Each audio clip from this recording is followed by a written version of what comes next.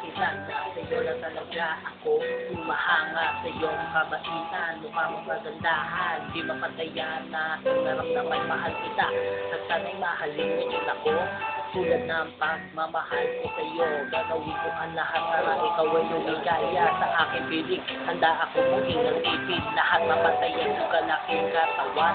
Ayoko lang sabihin na may pagkukulang sa'yo mga magulang, magiging magalang sa dalawa ibibigay, wala kailangan na naman sa'yo magiging problema.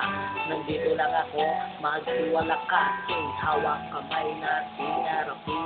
Huwag na wag, dito kahit anong nakasahangin ating sipahan, di malilimutan. Ikaw lang nasa puso't isipan, makapugya.